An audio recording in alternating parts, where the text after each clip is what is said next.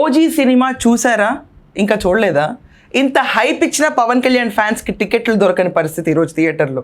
మనం చూసుకుంటే 2023లో hungry చీతాతో release అయిన ఓజీ సర్ప్రైజ్ ఆఖరికి తర్వాత ఎక్కడా కూడా దాని గురించి ఈవెంట్స్ గురించి మెన్షన్ లేకపోయినా ఓజీ థియేటర్లోకి వచ్చేసింది. ఓజీ రాకముందు పవన్ కళ్యాణ్ని మనం ట్రైలర్ ఈవెంట్లో చూస్తే ఇది కదా మన కల్ట్ అని ఫ్యాన్స్ అందరూ ఫీల్ అయ్యారు. అఫ్కోర్స్ బ్లడ్లో పవన్ కళ్యాణ్ ఉంటే ఆ ఫీలే వేరు, ఆ కల్టే వేరు.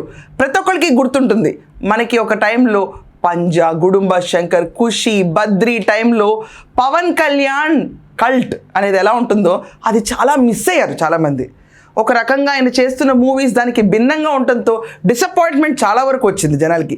వకీల్ సాబ్తో ఒక రకమైన హిట్ సాధించారు కానీ కల్ట్ మూవీలోకి మాత్రం ఆయన తిరిగి వెళ్ళలేకపోయారు.